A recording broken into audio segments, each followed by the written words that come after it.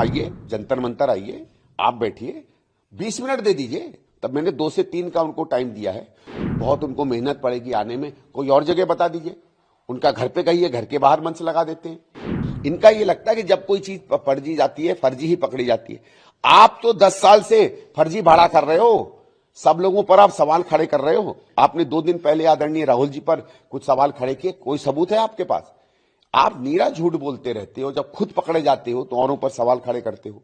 और दूसरा, हमने कई फोटो भेजी पंजाब पुलिस की खड़ी हुई। मैं अभी आपके सामने बताता हूं।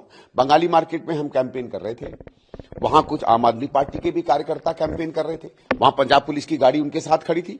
मैंने अपने साथ जो पुलिस वाले चल रहे थे, जो इलेक्शन कमीशन से आते हैं, उनको कंप्लेंट की। उन्होंने पता किया, पूछा किसी विधायक के लिए हो, किसी मंत्री के लिए हो, नहीं, सामान्य खड़े हैं, आम आदमी पार्टी के कार्यकर्ता को संरक्षण दे रहे हैं। तो आप तो सीधे सीधे उल्लंघन कर रहे हो। जब पंजाब पुलिस की गाड़ियां वर्करों को संरक्षण दे सकती हैं, उनके साथ चल सकती हैं, डरा धमका सकती हैं।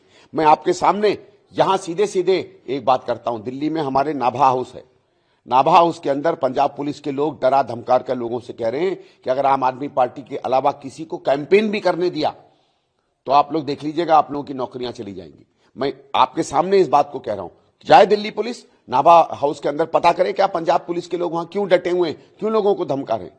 हर जगह आप पंजाब पुलिस का दुरुपयोग कर रहे हो और पकड़े जाने पर आप इधर उधर की 4 कहानियां बताते हो। देखिए, ये कोई उनका तरीका नहीं है, ये सत्य का तरीका है। उस समय वो कहते थे कि उनके पास सच है, वो तो पता चल गया। सच का स भी नहीं जानते, च भी नहीं जानते। पिछले 11 साल में कौन सी सच की चीज है जिसको वो साबित कर पाए?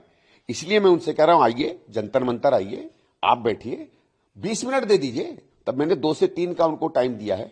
चलो, उनको लगता है वो जंतर मंतर नहीं आ सकते, बहुत उनको मेहनत पड़ेगी आने में, कोई और जगह बता दीजिए। उनका घर पे कहिए, घर के बाहर मंच लगा देते हैं। आम आदमी पार्टी का ऑफिस है, वहां तो जाते होंगे दिन में 1 आध बार, वहीं आ जाते हैं, वहीं बाहर मंच लगा देते हैं। आप तो चाह रहे हो ना कि वहां आपका भी आलीशान कोई आम आदमी पार्टी की बिल्डिंग बन जाए, चलो वहां मंच लगा देते हैं। आप कोई और जगह बता दो। देखिए, ईसीआई को तो मैंने ईसीआई को भी चिट्ठी लिखी है, मैंने एलजी साहब को भी चिट्ठी लिखी है। मेरी तो ये सोच है कि ईसीआई को भी सीधे सीधे दिल्ली पुलिस को रेफर करना चाहिए और हरियाणा पुलिस को, कि आप तहकीकात करिए क्या है ऐसा। भाई, आपने क्रिमिनल एक कॉन्स्पिरेसी की, क्रिमिनल एक्शन के आपने ब्लेम किए।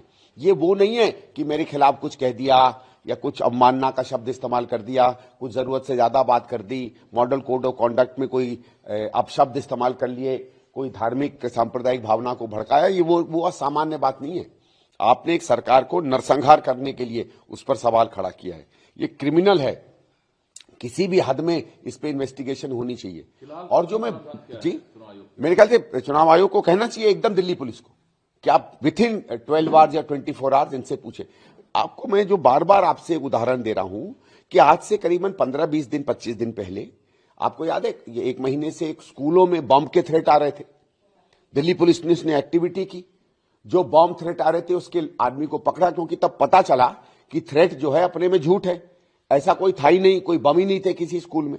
तो ये साबित हो गया कि जिस आदमी ने पब्लिक में डर फैलाने की कोशिश की, भय फैलाने की कोशिश की, उसका पूरा का पूरा जो कहानी थी वो झूठ थी। यही आज जमुना जी में निकली है। अगर जल बोर्ड कहता कि ऐसी कोई उनके पास सूचना नहीं है, कोई उनके पास सबूत नहीं है, तो ये झूठ है। तो जिस तरीके से दिल्ली स्कूल में डर फैलाने के लिए वो आदमी गिरफ्तार हुआ था, जमुना जी के जहर के कारण डर फैलाने के लिए, वही आपराधिक संहिता इन पर लगनी चाहिए ना। क्योंकि ये एक सीएम हैं, आज विधायक हैं, आतिशी जी सीएम हैं, तो क्या क्रिमिनल केस अलग हो जाना चाहिए?